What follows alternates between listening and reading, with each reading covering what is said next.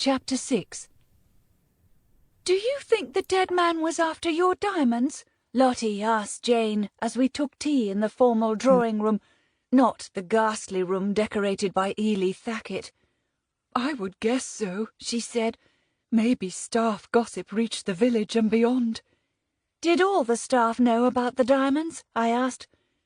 "In my experience, it only takes one and the whole house and the town discovers your business," Alex said. "Loyal staff are hard to come by." "Do you have servants?" Jane asked Alex with a frown. "No, I'm speaking of the experience of patients of mine," he said with a smile, but I presumed that the Duke had a great number of staff. "I'm sure the police will get to the bottom of it." As I said the words, they repeated in my head. I had spoken them many times before being dragged into mysteries. Luckily there was no mystery here. A failed thief had fallen into the river and drowned. "The police will no doubt question you about the diamonds," I said. "And the curse," Lottie said, then bit into a scone topped with jam and much butter, as they were again rather dry. "Curse?" Alex asked. I sighed. I could see the Duke being drawn further into the matter, and wanted nothing to keep him in the area. Jane laughed. "It's a silly rumour. They were quite a sweet pair of pink diamonds, but my husband has them in his possession and is selling them on." Alex frowned. "We aren't talking about the Grovenor Pinks here, are we?" "Why, yes. That's what Oliver, my husband, called them. Have you heard of them, Doctor?" "I certainly have. Some previous owners met particularly gruesome fates." I shuddered. "Like what?" Lottie asked, her eyes wide open. Jane gave a dismissive wave. "Oliver said it was claptrap." "Who did he buy them from?" Alex asked. "The Langdons at Langdon Castle, south of Bath." "Lord Langdon, who had the fire that ripped through his estate and left him bankrupt?" Alex asked. "Yes, that's why he had to sell the diamonds," Jane said. "They certainly appeared to have brought him bad luck," Lottie said. "Not as bad luck as the previous owner," Alex said. "He didn't live to tell the tale."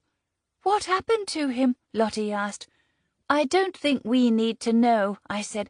"It's fortunate that Lord Worthington has moved the diamonds on." "I hope he sold them before the hunt," Jane said in a quiet voice. I glanced at the clock and then rose from the sofa. "Please excuse us, Jane. We must return to Ashcombe. Otherwise Alex will have no time to purchase his "Compression rod stabilizer," Alex said with a smile. "Exactly." I pursed my lips. "Oh, Ellen, do sit down," Jane said. "This is an important matter. I've enough space for the doctor to spend the night here if he finds himself stranded." "Jane, it will not do for you to have an overnight guest with a skeleton staff and your husband away, and—" I stopped before referring to her pregnancy. "You have a point," she said. "He can stay at Ashcombe Hall. After all, you've had all manner of men stay with you." "You have?" Alex asked me with a look of surprise. "Jane is referring to the many patients," I said. "Oh, yes, of course," he said with a chuckle. "Do tell us about your time in the war," Jane said to Alex. "Yes, do," I said, staring at him over my teacup, wondering what fiction was to follow. He sat back and regarded me with a smile. "I'd love to hear as well," Lottie said eagerly, as she buttered the other half of her scone. "In 1916, I'd been sent to East Africa. My job was to monitor enemy movements, and we were taught how to track by the local scouts, who had skills handed down through generations. They showed us how to read the land, how to notice boot prints, how to look for ways that the environment had been disturbed, such as broken twigs, and the way the grass lays in different directions when it has been trampled upon. All manner of signs that can tell a fellow that someone has been in the vicinity and which way they retreated. I learned to listen." He took a sip of his tea. "They taught me how to observe, how to sense things." He stared at me, holding my gaze. It made me more perceptive of my fellow humans and their inner wants, of unspoken words. I glanced away, completely convinced he was repeating something he must have read in a novel. The only training I suspected Alex possibly had was in theatrics. "Do you think the diamonds are really cursed, using your excellent senses?" Jane asked, seemingly in awe of Alex. "I would say no," he said, "but I'm not a man who wishes to tempt fate." "Do you think Edward Chase was here for them?" Jane asked. "As the man is unable to tell us, we will never know. But it's entirely possible, given their reputation," he said. "When they change hands, word often gets out." "Oliver told me not to mention it to anyone. That's why I was so keen on showing them to you," she said, nodding at me. "I'd been keeping it to myself, and it felt such a burden. But I was also going to tell the others attending my party. I so enjoyed our gossip whilst at school." "A party?" Alex asked. "A gathering of ladies only," I said. "It is now cancelled," Jane added. "I have to say the sight of the dead man rather knocked the stuffing out of me, and I feel quite ill, so I shall be calling one of my attendees and asking her to spread the word." She put her hands together. "But now I am anxious for Oliver to return as soon as possible and in one piece, if he still has the diamonds about his person." She turned to me. "Do you think he's in danger?" "I'm sure he's fine," I said. "Otherwise you would know." I knew firsthand how quickly bad news travelled. "We really should be returning to the hall." I turned to Lottie. "Prince will be hungry, and we have a 20-minute walk back." "Thank you, Lady Worthington, for your hospitality," Alex said. "I will also return to Ashcombe Hall." He stood and bowed as I pursed my lips. After saying goodbye, we began our journey back to Ashcombe. Alex threw sticks for Prince, and I walked with Lottie in silence until we reached the wooded boundary. "Ellen, now that the party is off, do you think we could visit Sebastian in Bath?" she asked. "I would like that very much," I said, eager to get away from the hall and the Duke of Loxborough, who could easily be looked after by my many staff should there be a delay in obtaining the part for his aeroplane. "We shall leave tomorrow. Book us into the Royal Crescent Hotel tomorrow evening for one night." "Sebastian's calling me in an hour. I will let him know," Lottie said. "It's so exciting. Thank you so much, Ellen." I stopped the conversation as we neared Alex, who was waiting for us in the small wooded area. "I wonder when it happened," Lottie said, looking to the place we had spotted the two figures the day before. "I'd say the man had been dead for hours, maybe as long as a day," Alex said. "You're not really a doctor, are you?" Lottie asked. He laughed. "No, but I have, sadly, seen a few dead men, and one who drowned, and he did not resemble the way Mr. Chase looked." "I commend you for thinking on your feet, Alex," I said, "considering you saw no action in the war." "Oh, but I did," he said. "Nonsense. You told us in Dulverton that you were on a research project," I said. "I lied in Dulverton," he said, then sped up, picked up a stick and threw it for Prince. "Ellen," Lottie said quietly, "we saw two people yesterday, didn't we, on our way back? They were going in that direction, and it could have been them. The man I saw could have been the dead man." "That has also crossed my mind," I said. "I haven't mentioned it as we did not see them clearly enough to identify them, and quite frankly I don't want to become involved. Nothing has been stolen. The man probably drowned trying to cross the river undetected rather than taking the bridge. The water is deeper than it looks." "They were dressed in black, just like the dead man," she said. "Let's concentrate on finding Alex transport to Bristol so he can fix his plane and fly off to Denham Hall," I said. "When he's gone, then yes, maybe we should discuss the matter further." We reached Alex's plane, and he jumped up and leaned in, removing a kit bag which he slung over his shoulder, before following us as we continued towards the hall. This time Lottie walked ahead with Prince. Alex was soon by my side. "Are you not curious?" he asked. "About?" I said, wondering if he was referring to me being curious about him or the death. "That a known criminal has died on the boundary of your property." "There is no mystery to the situation," I said.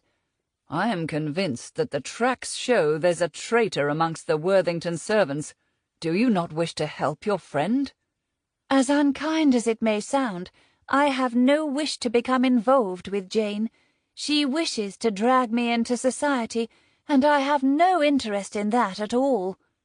"Ah, because you wish to live outside of society and quietly entertain Captain Ernest Hamilton?" I stopped in my tracks. "Do not bring Captain Hamilton into our conversation.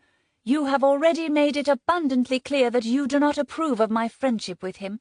You, Loxborough, are a product of your class, a snob."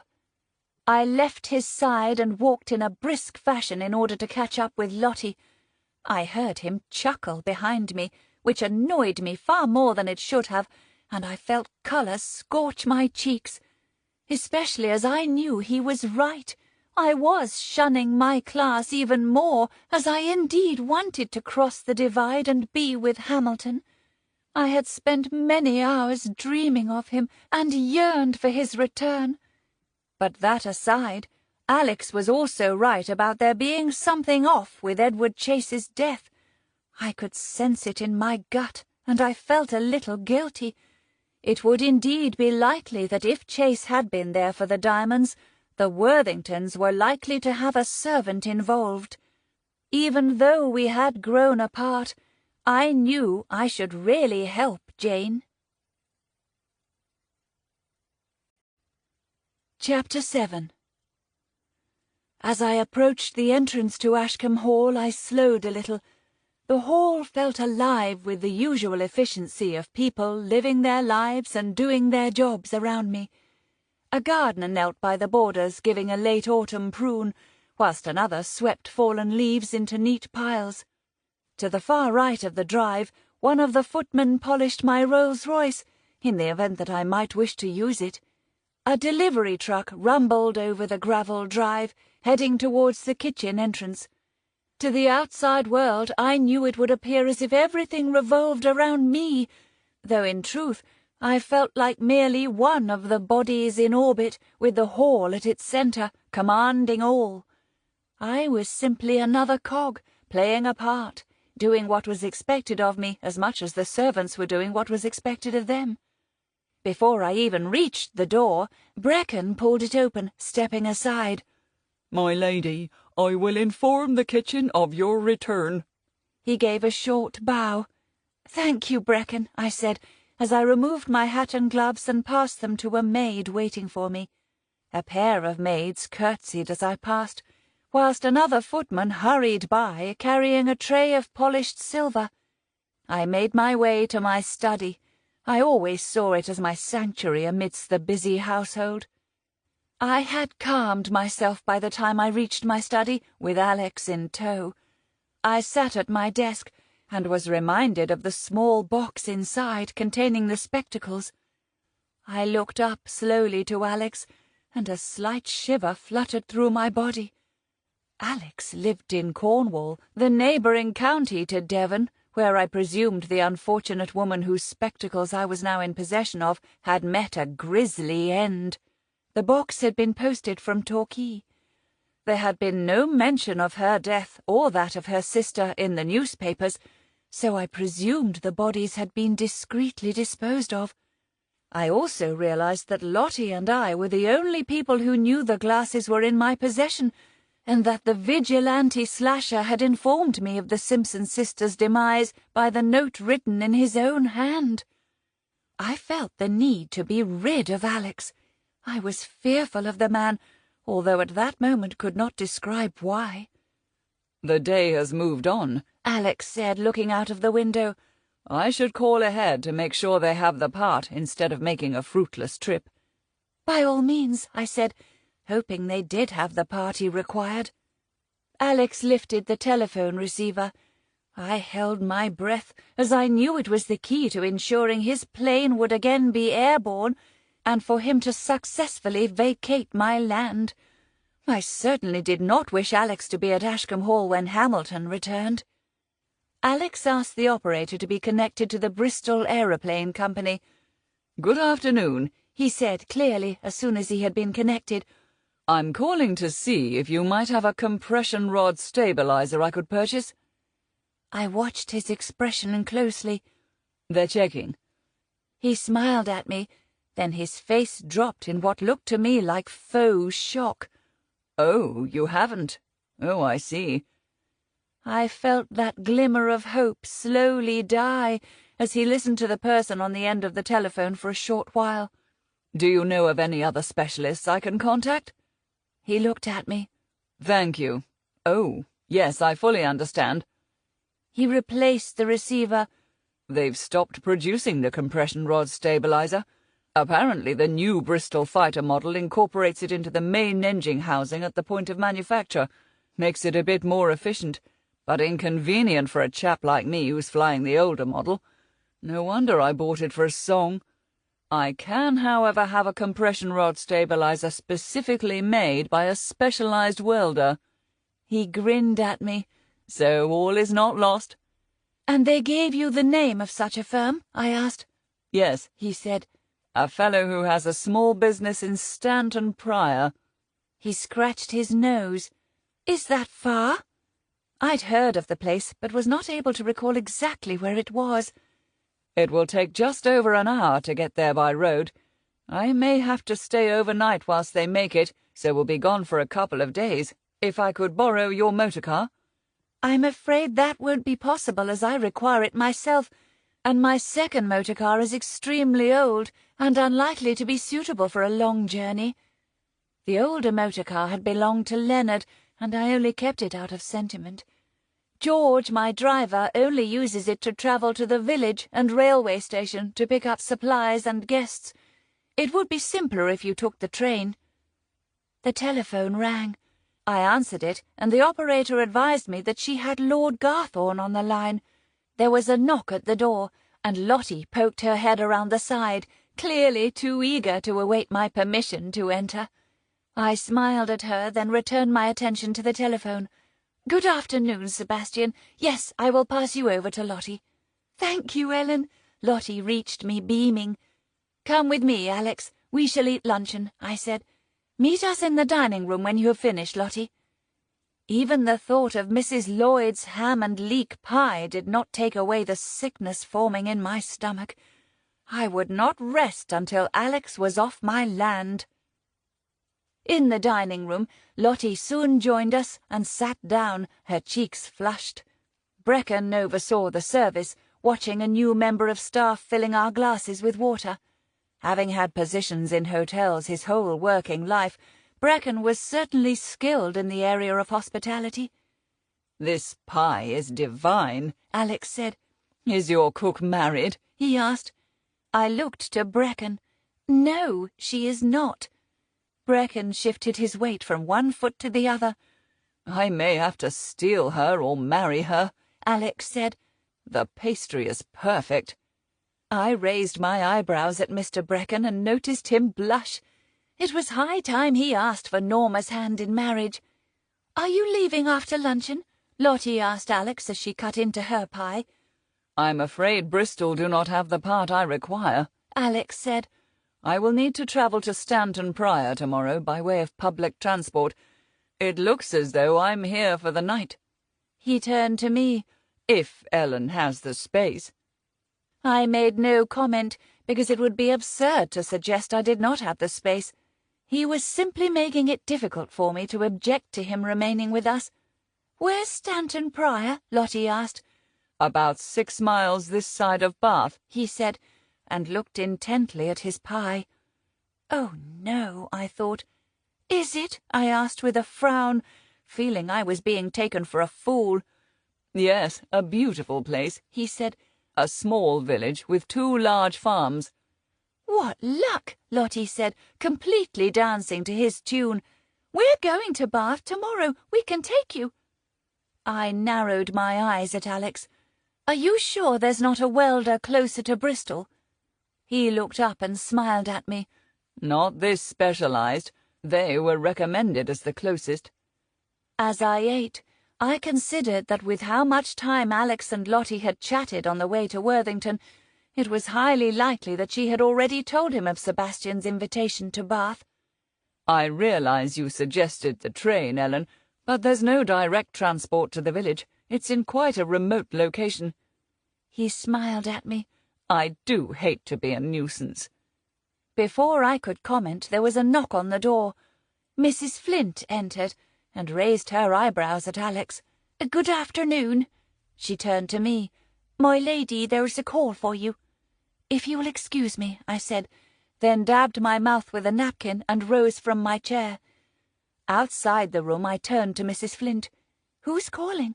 I hoped the telephone call was the Bristol Aeroplane Company to say they had, after all, located the part. However, my hope was fleeting, as I realized they would have asked to speak to Alex rather than me. "The operator advised me that she has Lady Jane Worthington on the line for you," she said. "I've heard through other staff that the dead man was a local." "Yes, I knew of him," I said. "I do hope the police have managed to inform his relatives before the gossip has reached their door." "It appears so," Ina said. "I know his mother. She's been helping me organise the fair, a lovely woman. I've not spoken to her since, but have heard she's understandably distressed." We reached my study.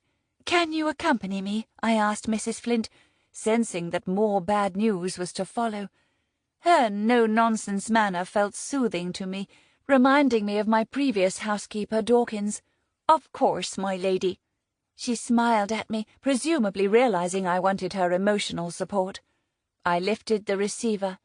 "Jane, is there something the matter?" "Ellen, you have to help," Jane said.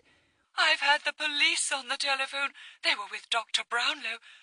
When he checked the body, he discovered that Edward Chase did not drown in the water. He choked." Alex was right, I thought. He didn't drown. "What was it he choked on?" I asked. "A diamond," Jane said, as her voice faltered. "a pink diamond." Chapter 8. I agreed to visit Dr. Brownlow on Jane's behalf to collect the single diamond. Once I had returned to the dining room and informed Lottie and Alex of the grisly find, Alex had insisted on accompanying me. He sat beside me in Dr. Brownlow's consulting room. It was a small room with white walls and a tall window, housed in a small purpose-built brick building. The room smelt of antiseptic, and the wall behind Brownlow's desk was lined with glass-fronted cabinets filled with bottles and medical instruments. But my attention was drawn to his mahogany desk, upon which was a small glass jar holding the pink diamond, which was much larger than I was expecting. It was indeed a beautiful gem, and I wished I could appreciate its beauty rather than feel repulsed that it had been pulled from a dead man's throat. Brownlow's expression was grave as he eyed us both. He stapled his fingers together with his elbows on the desk. "Upon examination of the airway, I located a foreign object lodged in the trachea, specifically at the level of the subglottic region. The diamond had completely occluded the airflow. The cause of death was a clear case of asphyxiation. There was a diamond theft in London where the thieves swallowed their loot," Alex said. "It does come with risks, as others have discovered to their peril. In this case," Brownlow said, "it appears Edward inhaled rather than ingested the diamond. Perhaps he was about to sneeze," Alex suggested. "How did the search go for the remaining diamond?" I asked. "I had to take a break, my lady. I've asked a colleague to visit tomorrow. I oversaw the birth of Edward, you see. I feel it would be better if someone else undertook the task." "I totally understand, Doctor," I said, not surprised that he had passed on the gruesome task of searching the rest of the body for the additional pink diamond. "Lady Worthington is most distressed to discover that Edward Chase was in possession of one of the Grovenor Pinks. She had thought her husband had taken the diamonds with him to Wales to sell. I put a hand to my chest. I realize it's likely that Edward Chase accessed the house and stole the diamonds yesterday. Lady Worthington checked the safe in the afternoon when I was present, and at that time they were already missing. I fear the other diamond may have disappeared with Mr. Chase's accomplice, Alex said. An accomplice? Brownlow asked. Yes, Alex replied. I have tracking skills from time serving in Africa, and it would appear someone left the scene and returned to the house. It's a blessing we did not catch the thieves in the act, I said. Edward was never a violent man, Brownlow said quietly. He most likely would have fled. He turned to Alex. I understand that you too are a doctor. Where did you study? Most of my practical knowledge was gained in Africa, Alex said, with such confidence it reiterated that I should not trust the man. He was clearly a born liar. I specialize in disease, so my breadth of knowledge in this circumstance will be surpassed by yours. He gave me a small smile. The Duke appeared to have an answer for everything. We will not keep you any longer, I said to Dr. Brownlow, uncomfortable with Alex's lying. I felt morally compromised for not revealing the truth of Alex's identity to a man who had known me from the very start of my life. Could I please take the diamond for Lady Worthington? I asked. Brownlow passed me the bottle. Edward Chase was always a troubled young man, and it appears he continued to take the wrong path in life. I took the bottle and peered at the fancy pink diamond, hearing Jane's voice in my head explaining that it was cursed. It certainly had not been lucky for Edward Chase. Thank you, Dr. Brownlow. I carried the bottle at near arm's length, not wishing to place it in my handbag or pocket. Don't be silly, I told myself. Curses are things of fiction. Once outside, we climbed into my blue Rolls-Royce, and Alex sat by my side in the passenger seat with the bottle now in his hand. I take it the next stop is the Worthington estate? He asked. I'd like to ask Lady Worthington a few more questions about the diamond found in Chase's throat. He lifted the glass bottle and peered inside. I paused. Alex, you're not suggesting you will be investigating this matter. You do not have the time. You have a plane to fix. As I'm here for the night, we may as well entertain ourselves. He smiled at me as if appraising my face. Unless you have anything else in mind that you would care to do with me. The suggestive nature of his tone was clear. Loxborough, can I make one thing crystal clear? I have no interest in flirting with you in any way at all. He stared at me for one long moment, then smiled. I turned away and huffed. Be respectful. A man has died. Ellen admitted, you love an adventure, he said. We'll pick Lottie up along the way, I said, ignoring his comment and crunching the motor car into gear. Are you scared of spending time alone with me? He asked. I'm not frightened of you, Alex. He chuckled as I drove away a little faster than I'd intended, the wheels spinning on the gravel. Once I'd driven the short distance to Ashcombe Hall, I left Alex in the motor car. The slam of the door rang in my ears as I marched towards the entrance. Calm down, I told myself, realizing I had once again allowed the man to get under my skin. I located Lottie in her bedroom with an open case. Prince lay asleep by the unlit fire. "Are you well, Ellen?" she asked as she regarded me. "Was it horrid at the doctor's?" Yes," I said, although I knew my current disposition could be attributed to Alex. He always made me feel uneasy. "Alex has the diamond in the motor car, and we're on our way to Jane's. Could you come with us?" "Shall I bring a notebook?" she asked. I hesitated. My gut feeling told me we did have something to investigate. "Yes, please," I replied. I glanced out of the window to see Alex now outside the motor car, stretching his legs. I felt a tingle up my spine. This man was trouble, I could sense it in my very being. "Come on, boy," I said to my dog. As I drove us to Worthington House, Prince lay curled up on the back seat. Occasionally he let out the odd whine, perhaps sensing my unease. The road took us around the periphery of the estate and through the village of Worthington, which was much smaller than Ashcombe, full of brick-built houses with slated roofs, unlike the thatched, stone-built cottages of Ashcombe. We finally reached the drive, which wound around huge old trees that I imagined were hundreds of years old. As we reached the house, Jane was standing on the doorstep with a shawl around her shoulders. She had clearly been watching for our arrival. "What am I to tell Oliver when he returns?" she said as I reached her. "Have you not contacted him to inform him of what has transpired?" I asked, feeling Prince against my legs. "No, I can't bear to. I know he'll blame me, as this has happened whilst he was away." Her eyes were red, and I was transported back to our school days.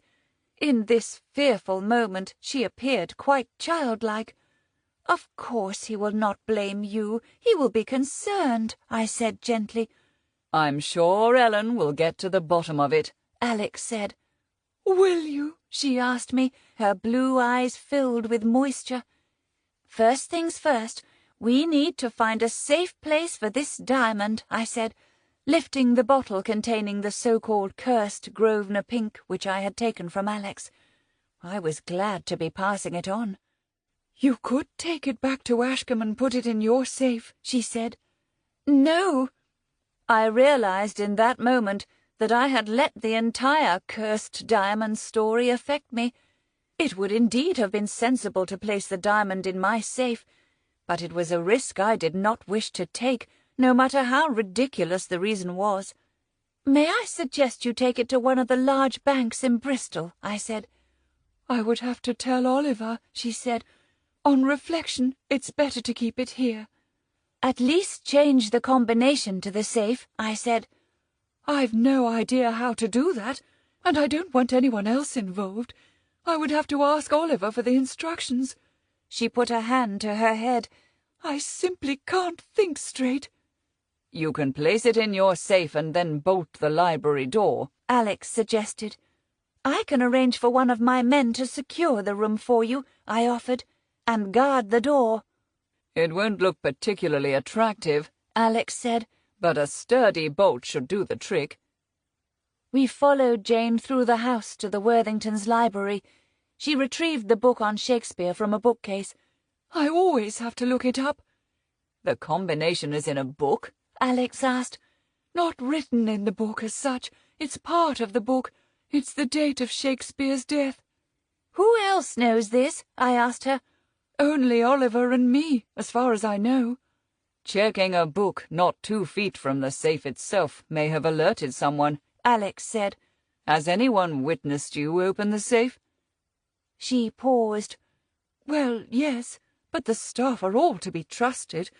We only keep the safe in case of intruders who may break in." She turned to us. "We rarely use it, but the diamonds are clearly valuable. The thought that a servant would steal from us is simply awful. We've rarely had anything pilfered other than the odd food item." She paused. "But if you're correct, Dr. Pernell, then perhaps I do have someone untrustworthy on the staff." We waited as she opened the safe, and then when she did, she gasped and took a step backwards. Prince barked, and Lottie settled him by her side. "What is it?" I asked. Jane turned around, her face ashen. "The other diamond," she whispered. "It's back." She stepped aside. I approached to see the other laying inside on a black velvet cloth. Alex appeared beside me and lifted the diamond from the safe and placed it on the palm of his hand. "Whoever the second thief was, for some reason they must have returned it." "Dr. Pernell, you said you saw tracks returning to the house," Jane said. "Do you think the second thief is living here at my residence?" "All the evidence points to it," he said. "It's extremely likely." "But why would they return it?" Jane asked. I imagine they thought if they were caught, they could be implicated in the death of Edward Chase, I said. I reckon it's because of the curse, Lottie said, wide-eyed. What do you mean? Jane asked her. They saw for themselves, didn't they, that the diamonds kill? She took a step backwards with her hand to her throat, speaking in her natural accent. They didn't want it in case it snuffed them out too. Prince gave a whimper. Let's all calm down, I said, and put the diamonds into the safe. It's a relief they're both in your possession. Thank goodness. Jane plonked herself down in a reading chair covered in velvet green cloth and a gold trim. It was quite distinctive and appeared new. I was petrified of telling Oliver they'd been stolen. She burst into tears of relief. Well done, Alex, Lottie said. Oh, I mean Dr. Pernell. You do have good tracking skills. I'm happy for everyone here to call me Alex. He winked at Lottie. Whilst I did not believe in curses, I was pleased to rid myself of the notorious gem as I placed it into the safe.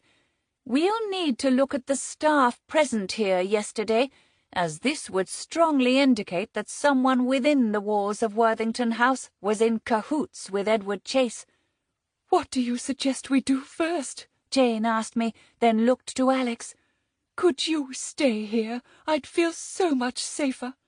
I'll ask McKendry to arrange a team to protect you and the house around the clock, I said. Unfortunately, we will be leaving Ashcombe for 2 days. Alex requires a part for his aeroplane, and Lottie and I are visiting Lord Garthorne in Bath. I smiled at Jane. I suggest you call Oliver so he can return as soon as possible and deal with the sale of the diamonds in a speedy fashion. No, absolutely not, Jane said. I need to discover who the offending member of staff is before he returns. Oliver loves his hunting trips. I will not hear the last of it. He was quite insistent that I go, and I told him I would be fine alone. She pulled her handkerchief from her dress pocket. I'm sorry. She wiped her eyes. I feel dreadfully emotional. That's understandable, and will be due to... I trailed off, not wishing to refer to her pregnancy in front of Alex. If I can use your telephone, I will call the hall and ask my butler, Mr. Brecon, to send word to McKendry to arrange a team of guards. Thank you, Ellen. I'm so pleased we're friends again. She burst into tears again. I put my arm around her. I must apologize, Alex. I'm to become a mother, Jane said. It affects one's disposition, as I'm sure you will know. Congratulations, Lady Worthington. And in that case, do not fear, because Ellen, Lottie and I will discover exactly the member of staff that betrayed you. I decided to tackle the matter immediately. Let's draw up the suspect list, I said, as Prince padded to my side and nudged my hand for a stroke. Chapter 9. I sat in the Worthington formal drawing-room with Jane. Lottie had gone to the kitchen to ask Ethel to make tea, and Alex had escorted her. It was an opportunity for me to sit quietly with Jane for a few moments to calm her. Would any of our friends visit and keep you company whilst I am in Bath? I asked. I do not wish for any of them to see me like this. I'd prefer to keep this matter between ourselves, although I'm sure it's probably spreading like wildfire through the villages. Which is why you should call Castle Price and alert Oliver, I said. No, the diamonds are back, and there's nothing for him to do. He would return with the staff to take care of you, I said. I feel responsible, Jane said. I wish to resolve the issue myself.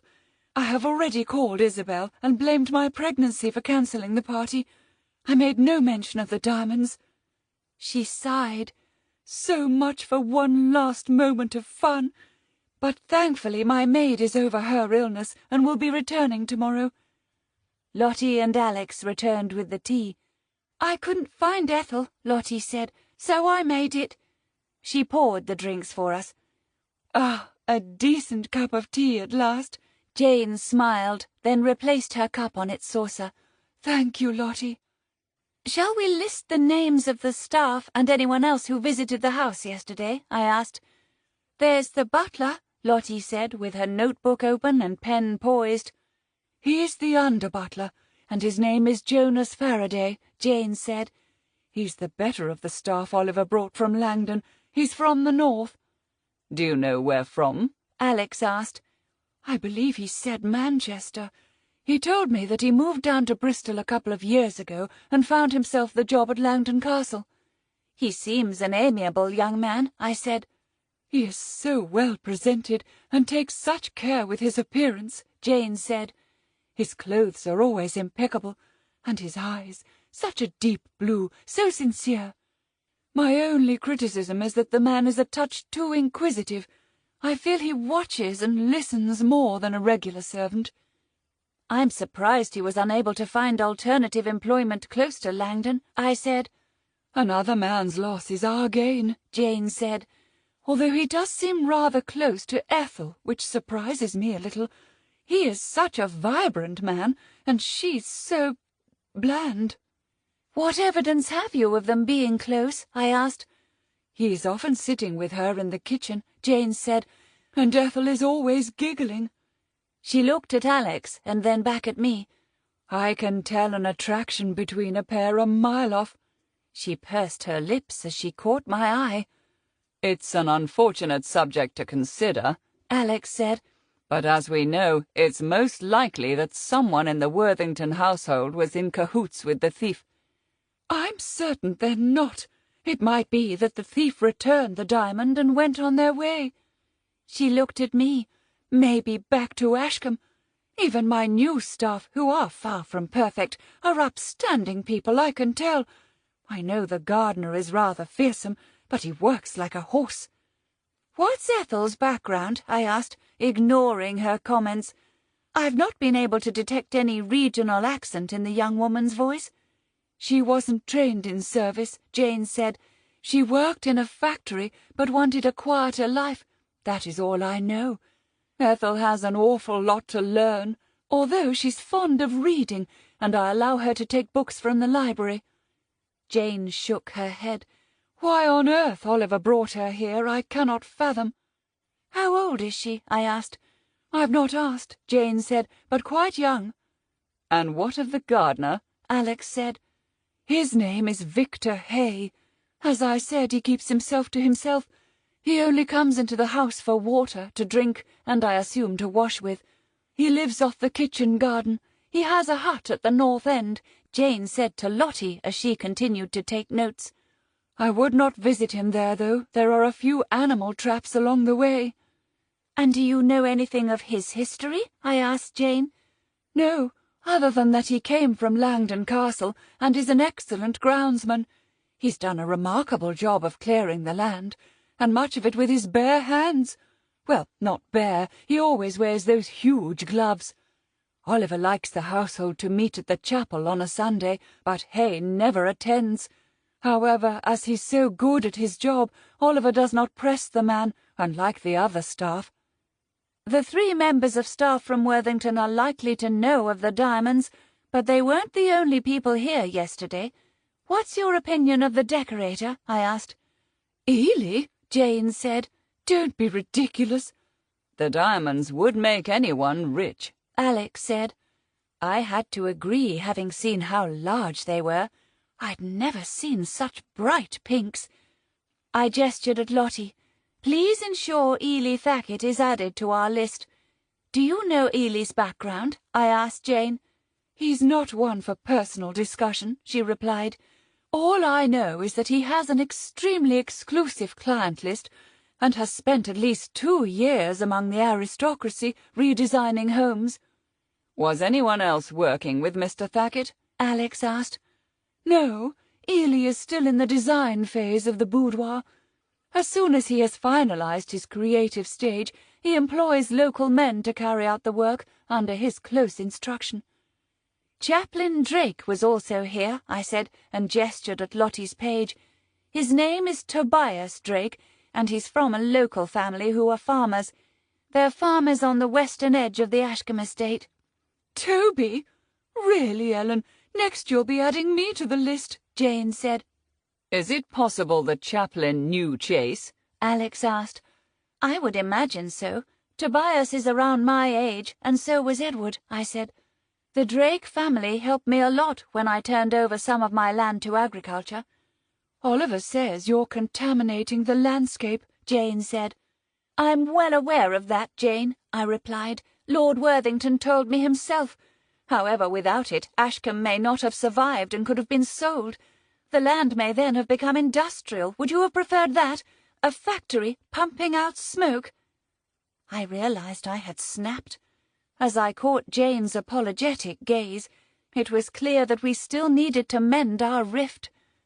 Toby is a man of God, Jane said, stating the obvious. Hardly a thief. We can trust no one, I said, as I cast my mind back to September and the Simpson sisters, no matter how wholesome and warm they appear. Did you have any more visitors to the house yesterday? Alex asked.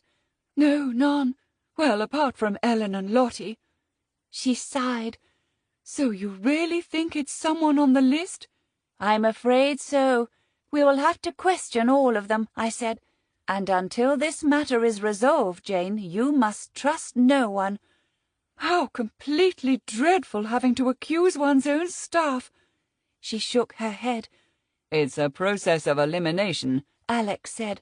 We're not accusing everyone. They're mostly innocent. Someone is likely to have assisted Edward Chase, I said, although they all have alibis. Ely was working. Ethel was in the kitchen. Faraday was on duty. We saw Victor from the window, and the chaplain was playing the piano. I presume you did not have your eyes on them constantly, Alex said. All they had to do was let the man into the house. As they were all at the location of the crime, you could argue that none of them have an alibi. He gave me a smug smile. Well, yes, I said, feeling as if he was making me look foolish. Edward Chase could quite easily be known to one of the men on your land, Jane said with a huff. It may have nothing to do with my staff. Possible, but unlikely, Alex said. And we have to start somewhere, and you always start with the most likely before you widen the investigation. I frowned at Alex, who now appeared to be viewing himself as an actor playing Sherlock Holmes. I wondered at that moment whether he had actually been on stage. We'll begin with those on Lottie's list, I said, with an air of authority to regain control of the conversation. Lottie looked from Alex to me, then back at her list. I have the following: Jonas Faraday, Chaplain Tobias Drake, the gardener Victor Hay, Ethel the kitchen assistant, and Ely Thackett. She looked up. That's 5 suspects. Then her expression changed. We're going to Bath tomorrow, don't forget, she said in a small voice, clearly not wishing us to change our plans. If it was simply to visit Sebastian, I would have suggested we postpone, but I was keen for Alex to arrange his aeroplane part so that he could be on his way. It's perfect for our investigation, Alex said. I turned to him and frowned. What are you referring to? We 3 can pay a visit to the previous owner of the diamonds, Lord Langdon, he said, and ask about this so-called curse and the staff he sent here. We don't have the background on any of them. Langdon Castle is south of Bath, I believe. What a great idea, Lottie said, her eyes wide open with excitement. And you can come along with us to meet Sebastian. Oh, no, I thought, having planned to leave Alex with the welder. I was now even more sceptical of him as he smiled at me. I was beginning to doubt there was a welder in Stanton Prior. I will arrange security for you here as soon as possible, Jane, and you should ask your maid to return this evening if she is well. I will ask Toby to stay as well, even if you say I must not trust him, she said with a huff. We bade her farewell and headed for Ashcombe. As sinister as this seems, it's really exciting, Lottie said, as I drove away from Worthington House. Chapter 10. The following morning was a fresh one, and I wore a woolen navy coat with a matching hat. I had taken Prince down to the scullery, and Daisy was to look after him for us, for the hotel we had booked in Bath had a policy of strictly no animals. As Lottie and I stepped out of the hall, we found Alex already waiting for us by my motor car. I had avoided him the evening before, choosing to eat in my room where Lottie had joined me. Brecon had arranged a guest room for Alex, in the opposite wing to that in which Lottie and I resided. "I'll drive," Alex said. "No, you will not," I said, already feeling the man grating on my nerves. I enjoy driving. He opened the motor car door for me, and I got in. Alex went to the other side and began to head for the back seat. "I'll sit in the back," Lottie said. "You're too big for back there." Alex did not argue, as Lottie climbed in, and then he took the passenger seat. I realized I would have to endure over an hour of him sitting beside me. I pulled on my driving gloves, for it was a little chilly, then started the engine and set off. "You're quite the confident driver, Ellen," Alex said to me as I took us along the lane towards Ashcombe rather than along the drive.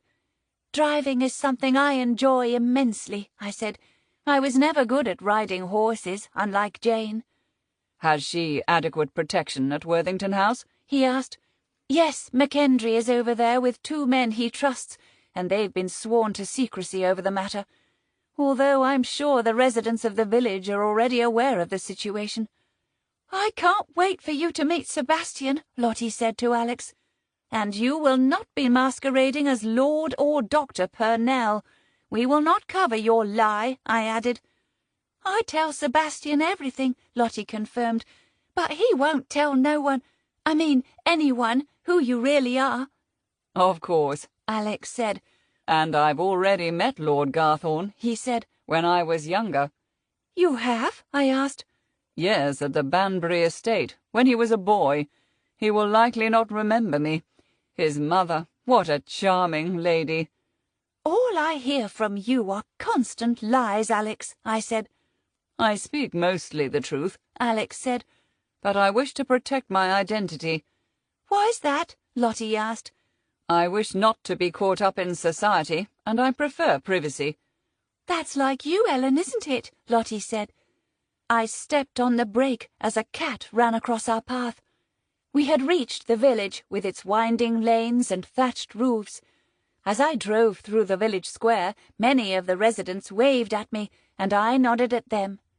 "Ah, I see you're treated like royalty in the village," Alex said. "Not really. They're simply friendly," I said stiffly, as I meandered around a vegetable-laden cart, then headed for the road which would take us east.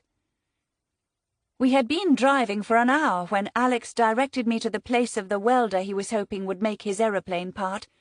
As we arrived, I discovered it was a sheep farm. "Curious place to make parts for aeroplanes," I said. "The man retired, but apparently still has a workshop. If you stop here, I will do business with him." I stopped the motor car, and Alex jumped out and made for the farm buildings. I considered following him to verify his story, but the ground was churned up and muddy from the rains. After only a short while, Alex strode towards us. He opened the passenger door. "Do you need to refuel?" He gestured behind him. "They have some here." "I'm fine at present, and have more than enough for our journey, but thank you. Can he make the part for you?" I asked. "Everything will be sorted for my return." He smiled as he sat beside me. "Don't worry, Ellen. I promise you the part will be in Ashcombe when I need it." He gazed into my eyes. "And I don't break promises." "That's good to know," I said, unconvinced. We made our way back to the main road to Bath, and I remembered driving along the same road with Leonard at the wheel of the old motor car.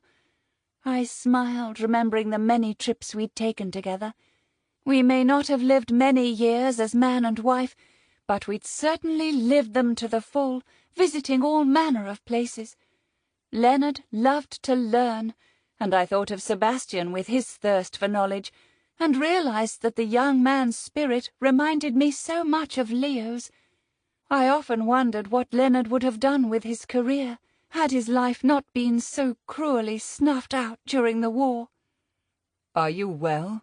Alex asked me, after I had quietly driven us along the road which would lead us to Bath. "I travelled this same road many times with my late husband," I said. "Revisiting places can bring back memories," he said.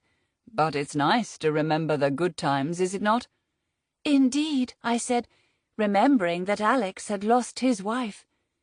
Lottie chattered away excitedly about Sebastian to Alex for the rest of our journey, and squealed when we saw the signpost that told us we were only 1 mile from Bath. I could not help but smile. "Where's Lord Garthorne meeting us?" Alex asked. "At the Royal Crescent Hotel," Lottie said. "I've booked rooms for us there." "I would have stayed with friends," I said, "but it will be only 1 night. Sebastian has lodgings elsewhere." I also knew that any of my acquaintances would be pressing me for details about Lottie and Sebastian should I explain the nature of my visit. "I look forward to it," Alex said with a smile. I navigated the winding roads between the fields, many of them harvested. The landscape gradually transformed from rolling countryside to elegant terraces, made from the distinct golden Bath stone. In the distance I could make out the rising spire of Bath Abbey against the grey sky. We crossed Pulteney Bridge, and the streets grew narrower. Progress was slow due to the many pedestrians. Bath appeared untouched by modern architecture, retaining its character. To me it remained as it always had, a spa city favoured by the wealthy who strolled about in the most fashionable attire. I approached the Royal Crescent Hotel, which sat within a wide, honey-coloured curve. From a school trip I'd taken with Cheltenham Ladies' College, I remembered that Bath had been the retreat of Regency socialites, with the residents including Jane Austen herself, who had captured the city's grandeur and gossiping elite in her novels. "There he is!" Lottie squealed from the back seat as Sebastian waved from the hotel entrance. Alex jumped at her outburst and laughed as he opened the door and helped her out. I glanced at a couple of women passing by who appeared to be wondering what the commotion was about, as Lottie exited the motor car in an ungainly manner. "Remember your etiquette, Lottie," I called as she clambered out. She stopped for a moment, smoothed down her coat and fixed her hat, before walking gently towards Lord Garthorne, who was but 3 steps away. Whilst Lottie now showed a measure of decorum, Sebastian picked her up and swung her around in excitement at their reunion. The 2 women exchanged a surprised look as they waited for him to put her to the ground so they were able to pass them and get to the hotel entrance. I exited the motor car and Alex raised his eyebrows. "They make an energetic pair," I said. "Ellen, thank you so much for coming," Sebastian said to me as I approached. "And Loxborough, it's been some years since we last met." "I did not think you would remember me," Alex said. "I did, because you made me laugh," Sebastian replied. "Prior to your visit I'd received a dressing down from my father, and you cheered me up. Now let us walk, for my professor is inside."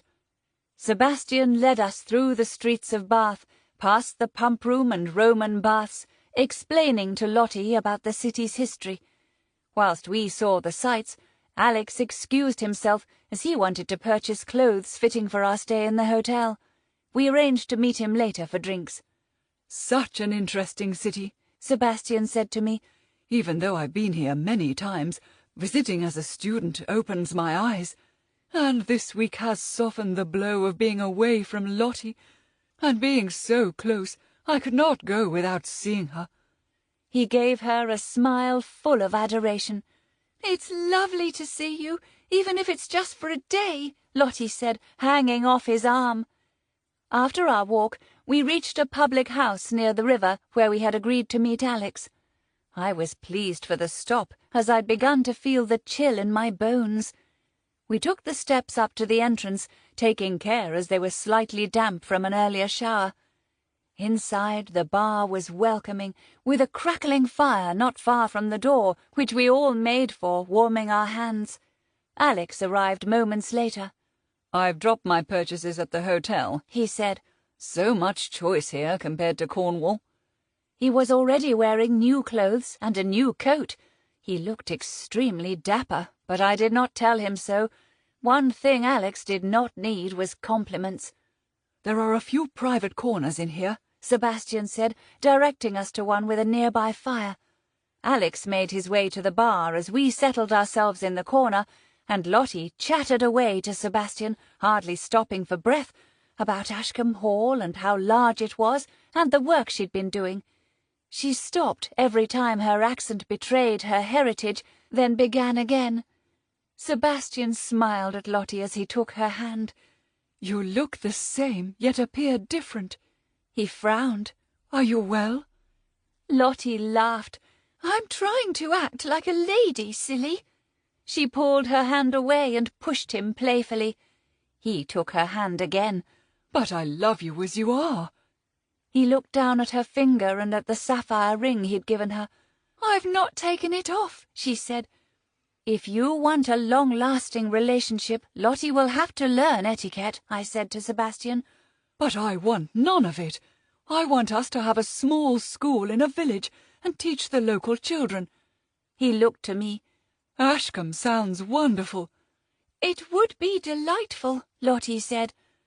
I was not convinced the Marquis of Banbury would be so delighted, especially as Sebastian was his only offspring. Alex placed a tray of drinks upon the table. "Thank you," I said, before lifting my glass and taking a sip of the wine. "How are you settling back home at Ashcombe?" Sebastian asked me. "Not been dealing with any dead bodies, I hope," he added with a laugh. Lottie bit her lip and looked at me. I nodded at her to speak of it. "Well, we have, actually," she said, with her eyes wide. "Ellen, this can't be true," Sebastian said. "The body of a man was found at the boundary of my estate, and it turned out to be a thief who had stolen a fancy pink diamond from my neighbours, Lord and Lady Worthington." "Are you investigating what happened?" he asked. "Yes, we are," I said. "It's believed the dead man had an accomplice, a member of staff at Worthington House," Alex added. Lottie picked up where we had left off and gave Sebastian a full account of the events and the suspects. "I'm even more determined to visit Ashcombe," Sebastian said. "However, I've received a message from my parents that they will be meeting me in Oxford after this field trip, so I must travel north. But I would love to call upon Ashcombe in a week or two." "Oh, yes, and Ernest will be back soon as well," Lottie said, then shot a glance at Alex. "We do not want to interfere with your studies, Sebastian," I said. "I have a reading week early November," he said. "It's ideal." After another drink, whilst we discussed the case, my head began to swim from the wine. We really should eat. After a delicious meal at the Royal Crescent Hotel in a private reception room, it was clear that Lottie and Sebastian were desperate for some privacy, a privacy they had become used to. "Shall we two take coffee in the lounge?" I asked Alex. Whilst I was a chaperone, I knew the pair wanted private conversations and declarations of love which they could not do whilst we were listening. The couple smiled as we left the small room. "They seem completely smitten with each other," Alex said to me as we walked the short distance. "They are, but I fear their future is blighted," I said, what with the difference in their social standing. "My wife was not of the upper classes," he said. "I never knew that," I said. "Clearly," he said as we located 2 seats with a table. "Otherwise you would not have accused me of snobbery where relationships are concerned." He pulled out a chair for me. A member of staff approached and took our drinks order. I wanted to ask Alex more about his late wife. I was intrigued, as Phoebe had told me he never spoke of her. But after the staff member had left, Alex changed the subject. "How is young Lottie fitting in at Ashcombe?" he asked. I thought everything was fine. However, she confided in me this week that the other staff are not accepting her due to her close friendship with me. He slowly nodded his head. "The staff will be confused. They often prefer simple boundaries, and Lottie most certainly crosses them." I have been thinking of giving her an education and taking her off my staff altogether. It would probably be easier for her, especially if there's a glimmer of hope that the Banburys would accept her into the family. I don't see any such glimmer, unfortunately, I said with a sigh, as our hot drinks were delivered to the table. Lady Banbury is a charming woman, Alex said. However, I'm not sure her husband would wish his grandchildren to have a mother plucked from the servants' quarters. I don't think I've heard Lady Banbury described as charming by anyone other than yourself, I said with a laugh. She's been far from charming to me. Alex smiled. On reflection, when she saw me, she was attempting to marry me off to a friend's daughter. Ah, that explains it, I said. The Banburys may make Lottie an offer she can't refuse to leave the country, he said with a stern expression. They already have, I said. An education in Switzerland, on the understanding she would never see Sebastian again. Well, I never. Good on her for refusing, he said. She refused loudly, I said, recalling the event. All I can do is to help her become polite and socially aware and educate her. They are so young, and Sebastian may well change his mind. He may feel the full force of the responsibility of his position once the Marquis dies and passes the title to him. Alex looked at me thoughtfully. I see how much you protect and care for your own family estate. It's very admirable of you, Ellen. Sebastian has shown no signs of wishing to live an aristocratic life, I said, ignoring the way Alex stared at me intently. I took a sip of my drink, pausing the conversation for a moment before continuing. I visited the Banburys as a child with my father. I was frightened of the Marchioness even then. She asked me to walk around the room with my head held high. She was likely lining you up for a marriage to one of her nephews. As you know, I did not marry into the titled classes either. I sighed. But Leonard was still connected to an aristocratic family and lived in luxury. Maybe, if I had not wed him, my life would have been so different. Ellen, you have made a difference to so many lives. It is tragic that you lost your husband, but you are an exceptional lady. I looked over my coffee cup. Alex appeared sincere. The room fell silent, and I heard the crackle of a nearby fire. We are so connected, you and I, he said in a low voice, with shared experiences, brought up with titled parents on huge estates, married out of our class and now widowed. Do you believe in fate? I felt transfixed, unable to comment. I'd clean forgotten that I despised this man. He seemed so warm, away from the rest of the world. He looked away. You actually saved my life. How? I asked. We've only been acquainted for a short while. I took a gulp of my cooling coffee. I was desperately morose, having lost Lydia. Henry and Phoebe used to visit. Phoebe told me about you, how you were dealing with your loss. Without war, I had nothing to take my mind off it. She told me that you had found a purpose, running a convalescent home, even though the war had ended soon after you opened it. Hearing about what you were doing woke me up somehow. I gave myself a new purpose. And what purpose is that? I asked. Justice, he said. In what way? Any way I can, he said, but there was no longer a smile upon his face. He took in a sharp breath and sat up a little in his chair. I listened to the fun you and Phoebe had at school. I became curious. I wanted to know more about you. Phoebe is prone to exaggeration, I said with a laugh, and honestly, with the convalescent home, it was as if I was on a mission, an emotionless mission, simply doing what had to be done, focusing on practical things, and I can assure you I was always far better off than the men who were sent to me. And you continue to remain modest, a woman with not only tenacity, heart, and an astute mind for business, creating work for the men she saved, but also a woman with such beauty. I stopped, momentarily stunned, unsure how I had gone from hating the man to feeling as though I were the most wonderful creature ever to grace the earth.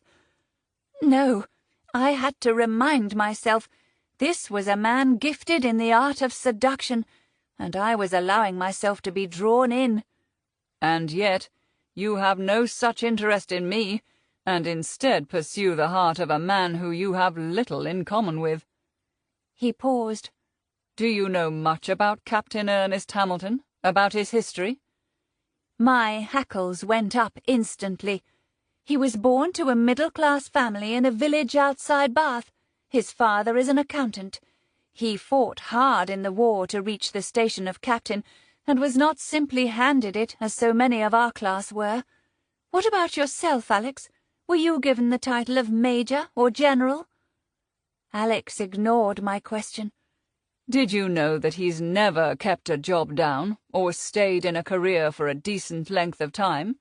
He had to leave the family business as he had banking issues. And how would you know that? I asked, coming out of the haze with a bang. Considering you hardly know Captain Hamilton, and as I'm sure you're aware, he suffered with shell shock, which he has spent years overcoming. Alex said nothing, but studied my expression. Answer my question. How do you know Ernest's history? I stared back at him. The poor man could not even speak when he came to Ashcombe Hall, so severe were his symptoms. Well, He trailed off. You've been snooping, asking around and spying on the man? I asked a little too loudly. I don't want you to make a foolish mistake. He sat back in his chair. The atmosphere had most certainly cooled between us. You are worth so much more. Ah, so you mean to say that I'm foolish because I do not succumb to your charms like a whole host of other women do? Ellen, I don't want to fight with you, he said. It's not about me. It's all about you, Alex. You are so completely self-centered. I stood up. Stop interfering in my life. I turned around, shaking, and practically marched to the room where I'd left Sebastian and Lottie. When I reached it, they were laughing together, then stopped. Are you well? Lottie asked, with her eyebrows raised. It's time for us to retire, I said in a brisk fashion. Sebastian's meeting us for breakfast before we head to Langdon Castle, Lottie said in a small voice. That will be nice. I forced a smile. We'll see you in the morning. We will be taking breakfast early at 7. I gave them some privacy for their goodbye and headed for the staircase. Lottie caught up with me, and we entered our room together. I flopped onto one of the beds with a huff. What happened, Ellen? Alex insulted Ernest. It seems as if he's been snooping on him, and then told me some nonsense about Ernest not keeping a job for long and having banking issues. Oh, my goodness! Lottie sat beside me. Poor Alex. Alex? He's far from poor. He's interfering. He likes you, she said with a small smile. I can tell. But he's got no chance, as you and Ernest are deeply in love. Alex is only in love with Alex, I said. It appears he easily puts women under his spell. Did you see the way Jane stares at him? I smiled gently at her. He seems to have gained your sympathy, but he is the epitome of a charmer. I stood up. The sooner Ernest returns, the better, I said, and we need to wrap up this mystery, as I want Alex gone from my life. Chapter 11. The following morning Alex was absent from breakfast. I had left a message to be delivered to his room via the reception desk that we would eat at 7 o'clock. As the half-hour approached, he appeared in the breakfast-room. I decided that if I must spend the rest of the day with the Duke, I would attempt to be cordial. I did not want Lottie to feel ill at ease. Sebastian has offered to look into the history of the Grovenor Pinks, I said, as Alex sat opposite me. That would be extremely useful, Alex said to Sebastian. The stories I've heard so far are likely to have been embellished, Sebastian said. I asked around our lodgings last night. Like what? Lottie asked. One of the chaps I'm lodging with said that his great-uncle, Colonel Reginald Danes, returned from the Boer War, having acquired the Pinks from a questionable merchant in Dover, in what he thought was a chance of a lifetime acquisition. After a few short weeks of them being in his possession, 3 of his prized Arabian stallions died. He blamed the curse and moved them on swiftly. Alex shook his head. All circumstantial, but owners do seem to have a measure of bad luck. I think he got away lightly, Lottie said. Back in Oxford I will seek to discover more, Sebastian said, clearly eager to assist. You must have quite a few connections there, I said. I do indeed. He beamed at me. After breakfast, we said farewell to Sebastian, then entered the motor car. Lottie again clambered in the back. Alex pulled out the map I had brought with us. Langdon is only a few miles from here, he said. I drove, and a silence fell. As much as I tried to hide my annoyance at the Duke, the atmosphere was still rather frosty, and Lottie did not fill the space as she sat subdued in the back, clearly missing Sebastian. Alex broke the silence occasionally with directions. As we approached Langdon Castle, it was clear we had reached the correct destination, as half of the structure was blackened by fire. It made it look especially stark. What a pity, I said. I imagine it was such an imposing property. I heard from a chap in the hotel bar that it's been bought by Lord Hathaway, Alex said. I'm sure it will be restored to its former glory in no time. I brought the motor car to a stop. It was early and we had made good time. As we reached the door, it was opened by a tall man with dark hair, a high forehead, and a full beard. Are you here for the chair? He asked in a drawling, aristocratic voice. No, we are not, I said. What do you want? He said to Alex, ignoring me. Are you from the press or preachers? He looked at our hands as if searching for signs of a Bible. I don't need your nonsense. Neither, I said. I'm Lady Ellen, daughter of the late Earl of Ashcombe. I'm the neighbour of Lord Oliver Worthington, and this is— I paused, leaving the Duke to fill in the space, as I did not wish to lie. I'm Dr. Pernell, Alex said. We've sobering news we wish to speak to you about. Bad news, you say? He stepped aside. I'm used to it. I'm unable to provide refreshments, as I've no staff and the place has been emptied. I leave today. I'm so sorry to have learned about your misfortune, I said, as we followed him inside. The castle was handed down through centuries, and now it's lost. Langdon approached an open door. Our reason for coming is rather linked to that, I said. I'd offer you a seat, but I've only one, and it's about to be collected.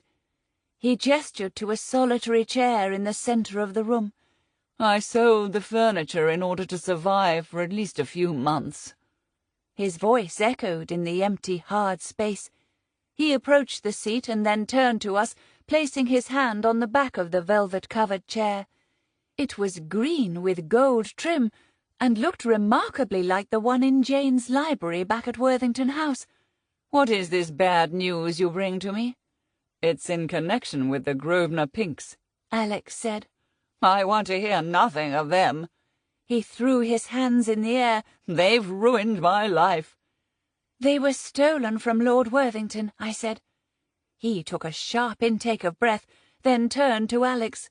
They've been stolen? Yes, from his safe, he said. Typical. He rubbed his beard as he shook his head. How disappointing for him. But they do come with a curse, and Worthington knew all about it. He eyed us. Have you any idea who took them? Yes, we do, I said. He raised his eyebrows, then looked back to Alex. Have they been caught? Not as such, I said. They're dead, Alex answered. Langdon gulped, and then spoke in a coarse voice. The curse continues. It was Edward Chase. Have you heard of him? I asked. He frowned at me, then looked back to Alex. No, why would I? He turned his back on us. Those diamonds were nearly the death of me, too. How did he die? He was found dead in a nearby river, I said, but the diamonds were recovered. He spun around to Alex. Worthington still has them? Yes, I said, noticing that for some reason Lord Langdon seemed unable to look me in the eye. I expect he will want to move them on quickly, now the curse has struck again. He gestured to his right. The east wing was gutted, and my wife ran off with the local doctor. Blasted diamonds! Few owners are left unscathed. I could not afford my daughter's school fees. Her mother will not be living to the standard Louisa was used to. It's a disaster. Louisa will not marry well without being adequately finished. He shook his head. What is to become of her without a decent husband? And my wife, no doubt living in sin with a mere doctor. He looked at Alex. Oh, apologies, Dr. Pernell. I noted that Langdon made no mention of the Ponzi scheme as being part of his downfall, but I understood this was the real reason he was in a bad financial position, and because he did not have insurance. But I guess this was a man who refused to take responsibility for anything. So, why have you come here? He asked Alex. We believe someone worked with Chase, I said, that they told him about the diamonds changing hands. I was determined to lead the conversation, even if Langdon was ignoring me. Someone may have put him up to it, as Chase, whilst local to Ashcombe, had not been seen in the local area for some time. So you come here, asking me? He glared at me, suddenly managing to look me straight in the eye. Are you accusing me of something, woman? I heard Lottie's sharp intake of breath. If we could remain calm, Alex said. We believe someone on the Worthington estate helped Chase steal the diamonds. Tracks were seen from where Chase's body was found, leading back to Worthington House, so we have deduced he had help.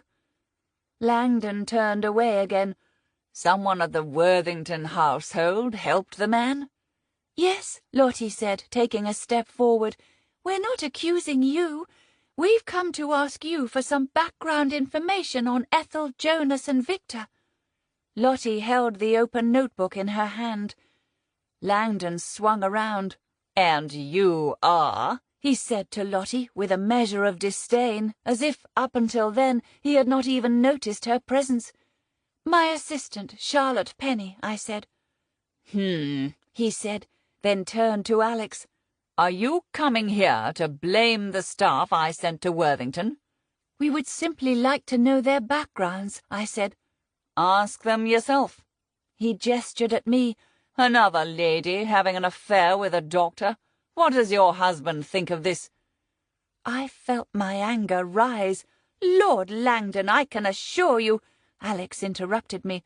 Lady Ellen and I are associates, appointed by Lady Worthington to investigate the matter and find the traitor amongst her servants. We were in the area, so took the opportunity to visit you. I see, Langdon said. But you should tell Worthington to look at his own people. It's typical to throw even more scandal my way. There's only a skeleton staff at the house at the moment, I said. Ah, the hunt. I usually attend. We believe one of only 5 people might be the accomplice, Lottie said, lifting her notebook. And 3 of those worked for you? Take a moment, my lord, Alex said. This is all quite awful. Langdon sat down in the chair. I gave the chair closer scrutiny. It wasn't only similar to the one in Worthington House, it was identical. That's an interesting chair, I said. I can understand why you kept it. It's worth something. It's unique, one of a kind. I've an art dealer arriving today to give me a price. He sniffed. I didn't want it to go with the other furniture. It's not by Ely Thackett, is it? I asked. His eyes shot open, and he again bestowed me with his attention. It is. Is it really worth something? He asked. It may be, I said. I understand his work is extremely fashionable, but I didn't mention to Langdon that it was far from unique. Did the man come here? Alex asked. Yes, at my wife's request. She decorated the east wing. A lot of good that was, since the whole section of the castle went up in smoke. Anne wanted the chair, and said it would be a good investment, and we kept it here in our drawing-room. He shook his head. How could she do this? Lottie approached him and reached out her hand as if she was about to place it on his shoulder. Keep away from me, girl. I don't need your sympathy. He sat up straight in the chair. Lottie frowned and took a few paces backwards until she was by my side. I decided to get straight to the point. Did Ely Thacket know about the diamonds? He arrived just after I bought them. It seems that everyone appeared to know about those diamonds, so it's likely. And my wife was always in deep conversation with the chap. I did wonder whether she was having an affair with him also, the wretched woman. Lottie exchanged a glance with me and then made a note in the book. As soon as the place burned down, many people said it was due to the diamonds. I thought I'd purchased them discreetly. Clearly not. What do you think of Mr. Ely Thacket? I asked. The chap never said a word to me, just sent me his bill. I thought it included all of the labour, but after I paid and he'd left, I received an additional bill from the workmen. He shook his head. The entire cost was astronomical. An awful man, not to be trusted. He tapped the chair. But at least this could be worth something. What can you tell us about Ethel? I asked. I only spoke to her once. She was appointed by my wife and assisted the cook, but could not find alternative employment. The cook told me that she was having difficulty due to a lack of experience. What was Ethel's background? I asked. I can't remember, and I'm not sure if I was even told. But Faraday suggested she should go to Worthington. So they were close here? Lottie asked. Look here, they were not involved in romance, if that's what you're insinuating. Relationships amongst the staff are forbidden at Langdon. He sighed. Although my wife did not appear to live by that rule. What about Faraday? Alex asked. A polite and earnest young man. One servant that I could actually hold an intelligent conversation with. From the north, you know. Was interested in politics, and is supportive of Baldwin, unlike a lot of the working classes. Now that MacDonald's government has been dissolved, all men need to get behind Baldwin and vote him in at the end of this month. And some women will vote as well, I added. It was preposterous that I was unable to vote at the age of 29 and had to wait until my 30th year. Ha! Women put their own cause before country, using their naivety and emotion to do what they think is the selfless thing, when they have absolutely no idea of politics whatsoever. He glared at me. Widening the electorate was the worst thing to happen to this country.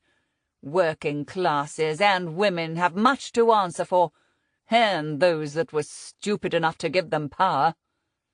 Lottie frowned, and Alex looked at me, and I saw a flicker of amusement in his eye. Langdon pointed at Alex. Be careful with your vote, Doctor. If we don't bring a decent government back, our country will be ruined by worker uprisings. Mark my words. I clenched my jaw. Do you think Faraday could have been connected to the theft of the diamonds? Alex asked. Of course not. He was loyal in service, and able to speak out for what he believed. And he was a support for me. He alerted me to the fire. We may have died if it were not for him. I thought Worthington House would be good for him, as I knew the butler at Worthington is of an age, and Faraday will hopefully succeed him. And what of his background? I asked. Manchester. His family were hard-working, he said. He wanted to go into service and enjoy the milder climate of the south. And what of the gardener? I asked, now calming myself and attempting to be as pleasant as possible to Langdon, who I was finding most unlikable. "Been with me for about a year. No bother at all. He arrived just as my previous gardener abandoned me. Luckily, I was able to take him on." "Why did the previous gardener leave?" I asked. "No idea," he grumbled. "The man upped and left, taking his belongings with him. He overstepped the mark a few times. I presume he found a better offer and did not wish to work his notice." "And how exactly did you come to employ Victor Hay?" Alex asked. "He arrived seeking work, offering to labour for 2 months in exchange for nothing but food and lodging to prove himself. So I took him on, and he performed admirably. It suited me well at the time. He was among the finest staff I've had, and I felt it my duty to secure him another position, as he's not the most adept communicator." "You got on with him, did you?" Alex asked. "Can't even remember a full conversation with the chap, apart from the first. Kept quiet and got on with it." "So where did he come from? Did he have any references?" I asked. "If he did, the memory escapes me.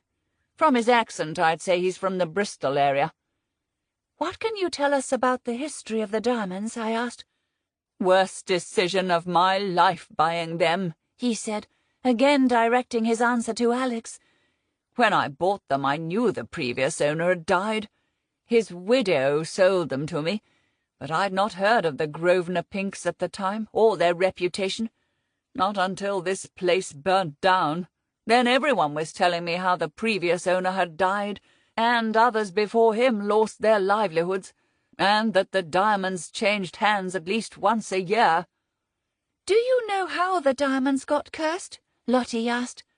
"The story is that they were stolen from South Africa some years ago by pirates, and the locals cursed them and anyone that held them." He looked up. "I didn't know this until after the fire, of course. I would not knowingly buy stolen goods. After the pirates sold the diamonds on, their ship sank and all aboard died." "You may not have bought them knowing they were stolen, but you knowingly sold them," I said. "How dare you be rude to me, woman?" he said, staring at me. I was rather pleased that I had angered the fellow, and smiled at him. Alex stepped forward. "Did you mention the curse to Lord Worthington?" "As soon as I showed them to him, he knew all about them. He bought them at a reduced price, near swindled me." "Maybe someone should return the diamonds," Lottie said. "That's exactly what I was told," he said, "that until the diamonds are returned, they will cause death and destruction. I didn't really believe that, but now there's been another death." He took in a deep breath. "Worthington should do the responsible thing and return them. I'm now homeless. I could do that for him, for a price, if he covers the travel costs." "As upstanding as Lord Worthington is," I said, "I doubt anyone would be so selfless as to purchase the Grovenor Pinks and then travel all the way to South Africa at their own cost to merely return them. As good a deed as it sounds." I glanced at Alex.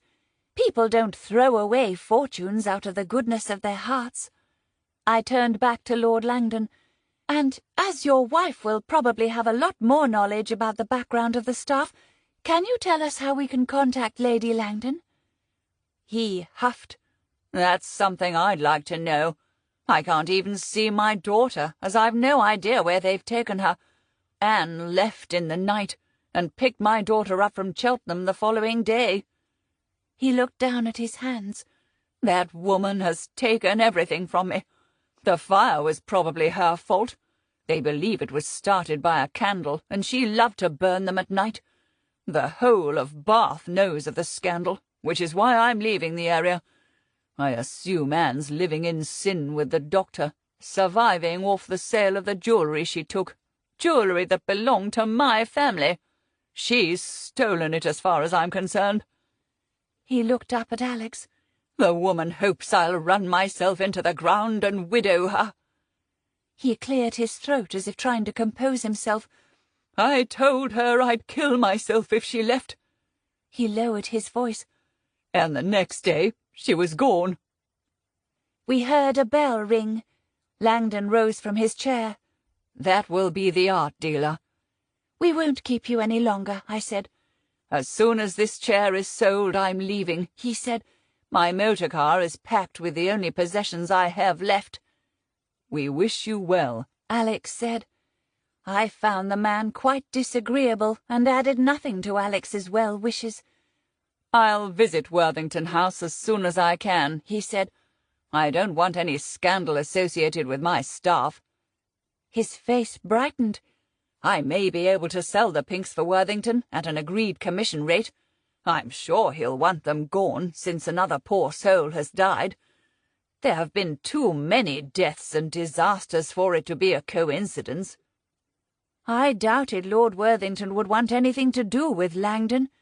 He was not a man to suffer fools, and it appeared to me that Langdon was indeed a clear example of a foolish man. "Thank you for your help," Alex said. As we reached the door, Alex opened it. A man stood in front of a van painted green with the name of a dealership on the side. Langdon called over Alex's shoulder, "In here, man." The door shut, and we were left on the drive. "He was really rude," Lottie said. "I feel he has an aversion to women," I said. "He's probably sore due to his wife being whisked off by the local doctor," Alex said. I shook my head. "No, I think it runs deeper than that. He is a most awful example of our class."